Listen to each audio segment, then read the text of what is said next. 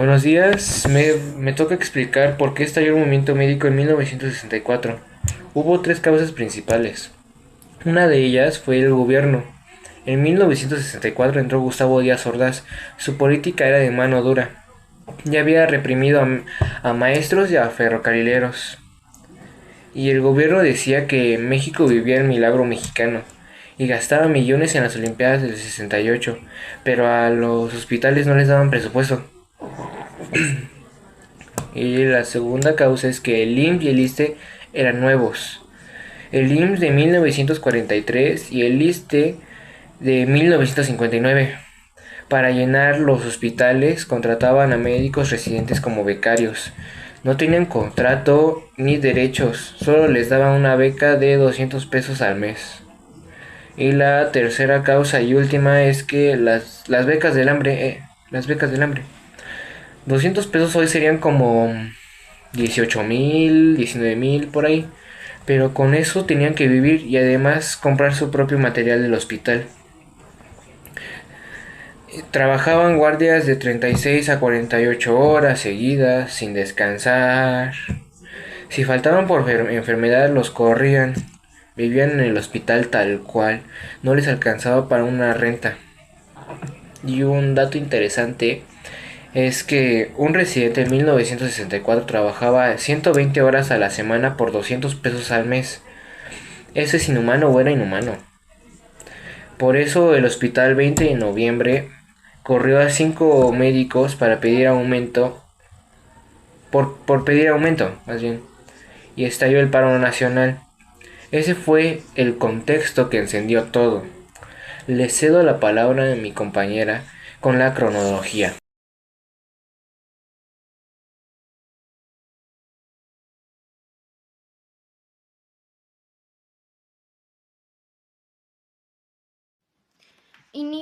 Inicia en 1964, en noviembre, cuando residentes e internos del Hospital 20 de Noviembre del ISSSTE inician asambleas permanentes por falta de pagos de aguinaldo.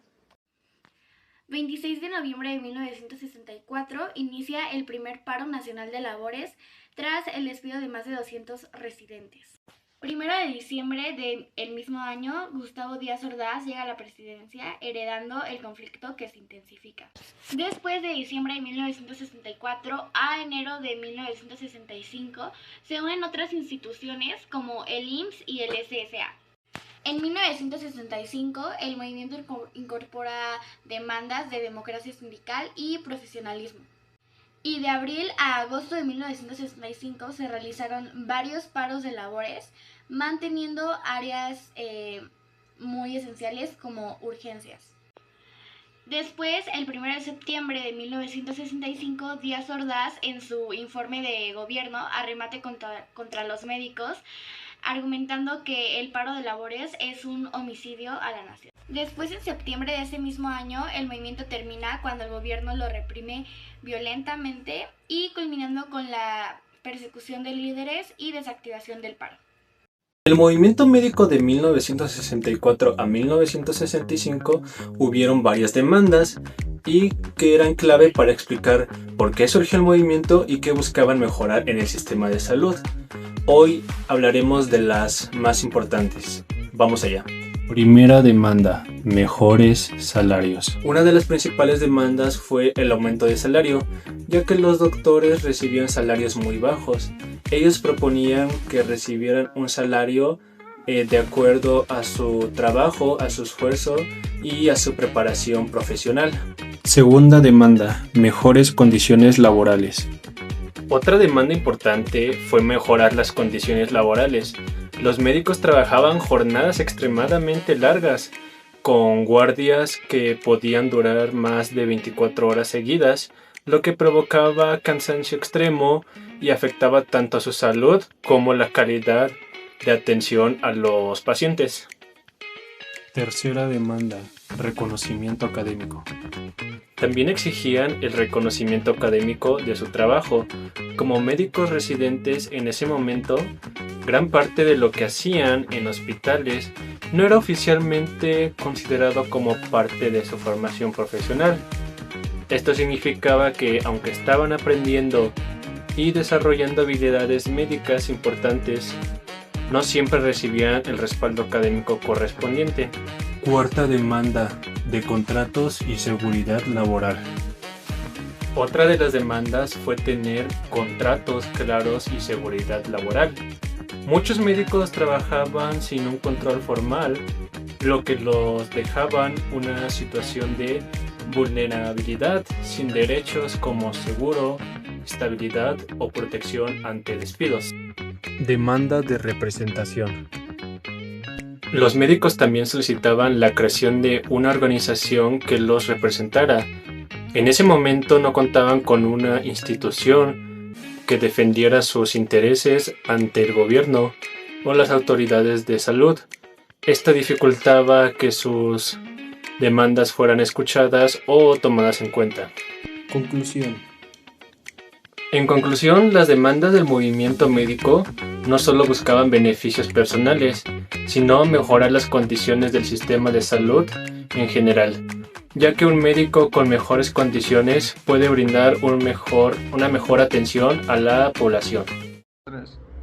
El movimiento médico que sucedió en México en 1964 a 1965 tuvo la participación de varias organizaciones y líderes. Entre las organizaciones encontramos a la Asociación Mexicana de Médicos Residentes e Internos AMRI, a la Alianza de Médicos Mexicanos, y entre los líderes destacados encontramos al doctor Fernando Cayo Valle, al doctor Alejandro Treviño Becerra, al doctor Ismael Rocio Villegas, al doctor Felipe Luis Hernández y al doctor César Gutiérrez Samperio, quienes participaron en el movimiento para ayudar a los médicos a conseguir un mejor salario y mayor seguridad.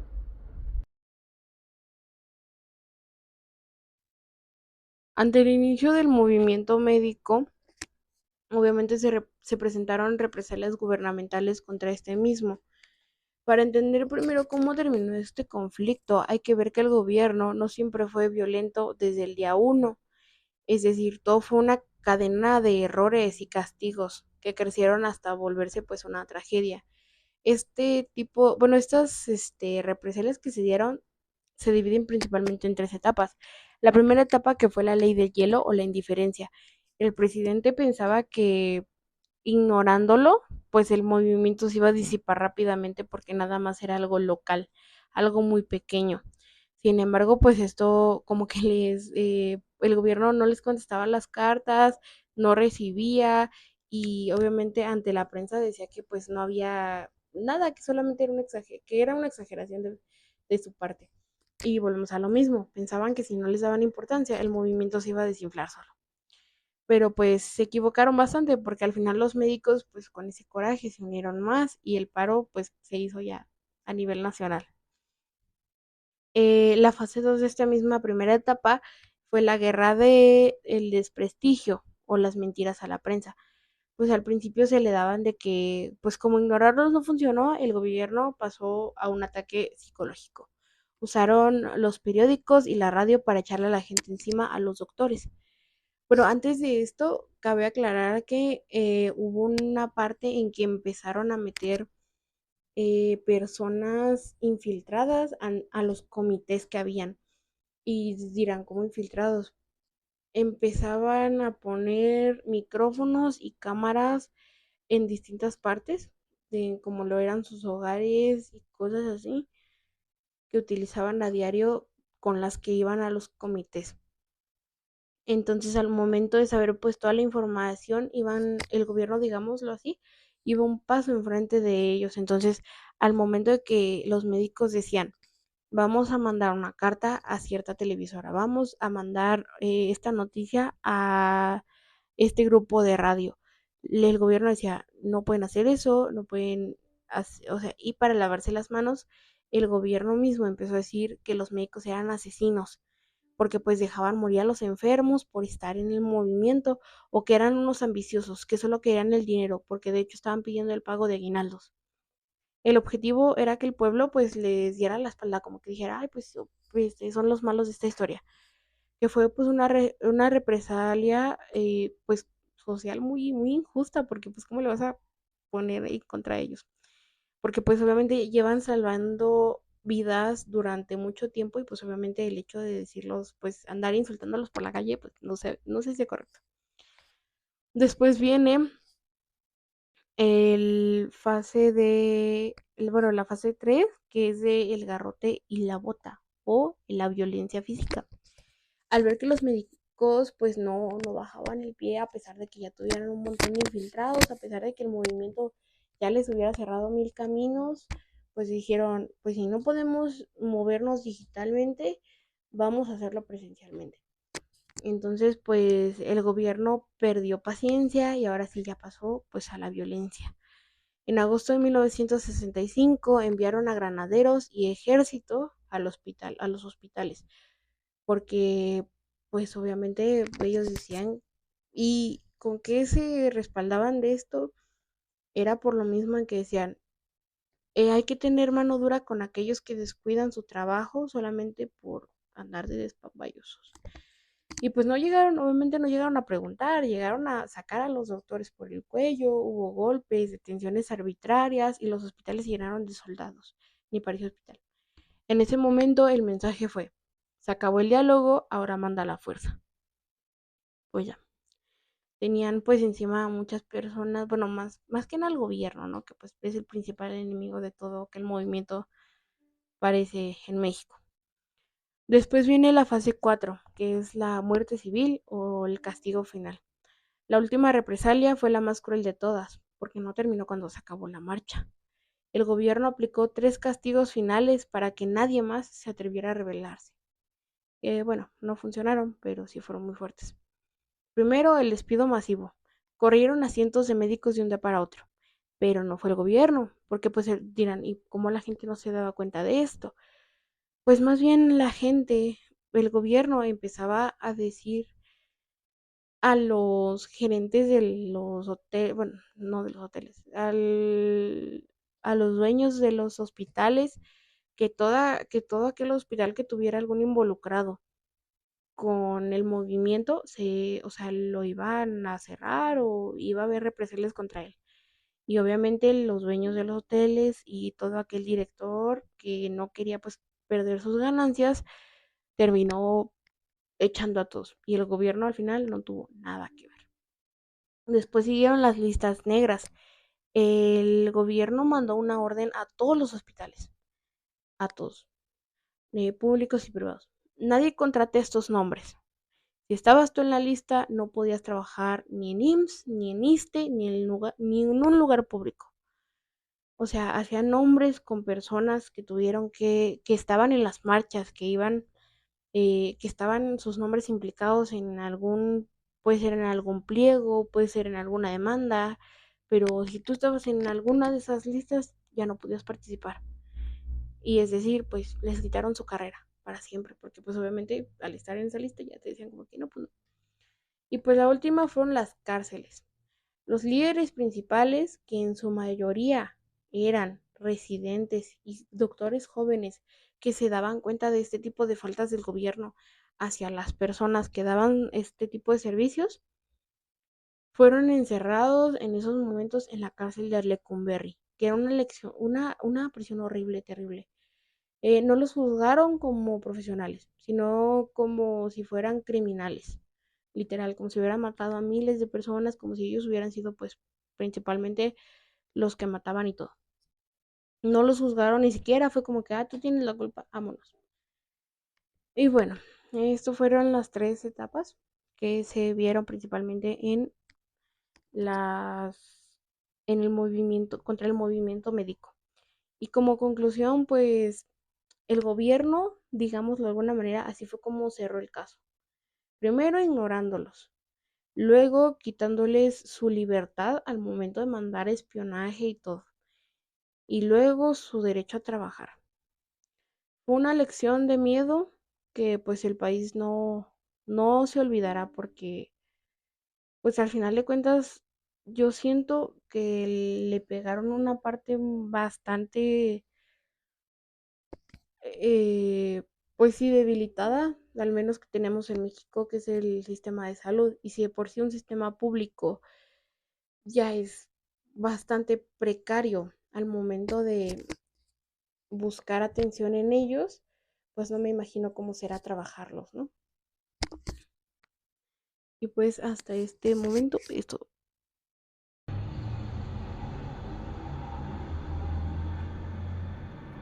Buenos días compañeros y maestros, mi nombre es Lagunas Martínez Maximiliano Enrique, soy del grupo 2IB5 y hoy les vengo a presentar logros y consecuencias que tuvo el movimiento estudiantil. Para empezar hablemos de los logros, el primero fue dar a conocer las condiciones de trabajo en ese entonces que eran muy deplorables, como bajos salarios, malos lugares para hacer operaciones entre comillas, malos instrumentos médicos o a veces o inclusive que no había. También se podría decir que lograron aumentar un poco las condiciones de trabajo, pero no fue tanto lo que aumentaron, fue un poco limitado, como por ejemplo un aumento mínimo en los salarios y y como compensaciones salariales.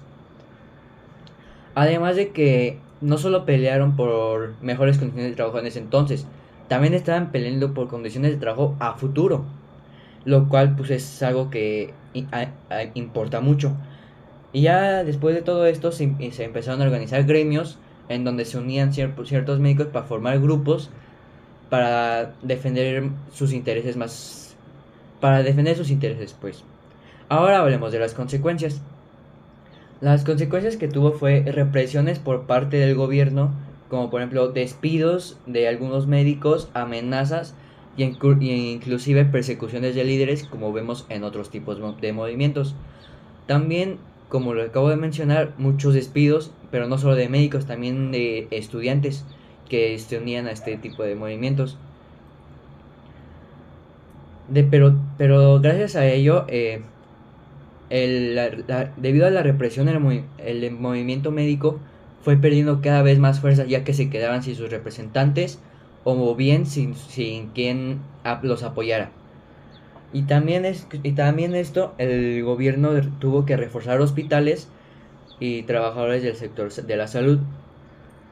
Sí, este momento fue importante ya que sirvió para impulsar otros movimientos a que surgieran, por ejemplo, el movimiento estudiantil de 1968. Esto sería todo, gracias. Una duda que surge desde hoy en día es, ¿realmente las problemáticas de la marcha médica de 1964 siguen hoy en día? Bueno, pues en parte sí, ya que algunos médicos en la actualidad siguen reportando causas similares a lo mismo por lo que surgió la marcha médica. Algunos mencionan que las jornadas son largas, falta de medicamentos, hospitales saturados. Además, muchos residentes todavía consideran que el pago no es suficiente para todo el trabajo que realizan. Durante la pandemia, el COVID-19 también quedó con el sistema de salud que tiene carencias importantes, como falta de equipo y personal médico. Sin embargo, también existen diferencias. Hoy los médicos tienen más medios para expresarse, como las redes sociales y organizaciones que apoyan sus derechos.